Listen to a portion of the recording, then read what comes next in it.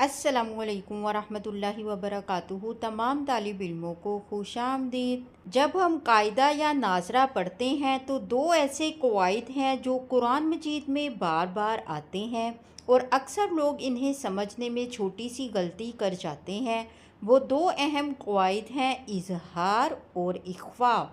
یہ دونوں قاعدے صرف دو چیزوں پر لاگو ہوتے ہیں۔ نمبر ایک، نون ساکن یعنی وہ نون جس پر جزم ہو۔ نمبر دو، تنوین یعنی دو زبر، دو زیر، دو پیش۔ جب بھی نون ساکن یا تنوین کے بعد کچھ خاص حروف آتے ہیں تو وہاں یا تو اظہار کا قاعدہ بنتا ہے یا پھر اخفاء کا۔ آئیے سب سے پہلے اظہار کو سمجھتے ہیں۔ اظہار کا مطلب ہے ظاہر کرنا یا صاف صاف پڑھنا۔ نون ساکن یا تنوین کی آواز کو بغیر غنّے کیے یعنی ناک میں آواز چھپائے بغیر بالکل صاف، واضح اور پر اعتماد طریقے سے پڑھنے کو اظہار کہتے ہیں۔ اظہار کب ہوتا ہے؟ جب بھی نون ساکن یا تنوین کے بعد حروف حلقی میں سے کوئی حرف آ جائے تو وہاں اظہار ہوگا۔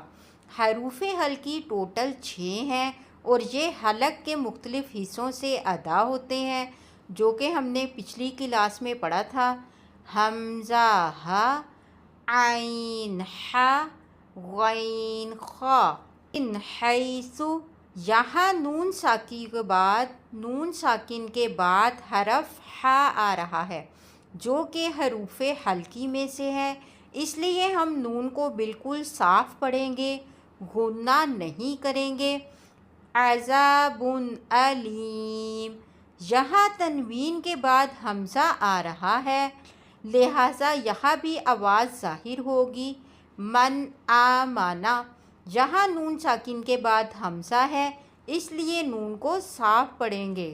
اخفاء کے معنی ہے چھپانا۔ تجوید میں نون ساکن یا تنوین کی آواز کو پورا ظاہر کرنے کی بجائے ہلکا سا ناک میں چھپا کر ایک الف یعنی تقریباً 2 سیکنڈ کے برابر غنّہ کر کے پڑھنے کو اخفاء کہتے ہیں۔ اخفاء کب ہوتا ہے؟ حروف حلقی اور حروف یرملون کو نکال کر اور حرف با کو نکال کر جو 15 حروف بچتے ہیں وہاں پر اخفاء ہوگا۔ وہ حروف اخفاء کہلاتے ہیں۔ وہ حروف یہ ہیں: تا، ثا، جیم، دال، ذال، ظا، سین، شین، صاد، ضاد، طا، ظا، فا، قاف، کاف۔ اگر نون ساکن یا تنوین کے بعد ان 15 حروف میں سے کوئی بھی حرف آ جائے تو وہاں لازماً اخفاء کیا جائے گا۔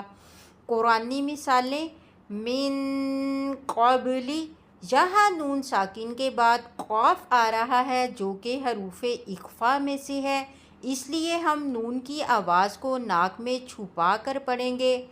خلقا جدیدا، یہاں تنوین کے بعد جیم آ رہا ہے اس لیے یہاں بھی غنّہ اور اخفاء ہوگا۔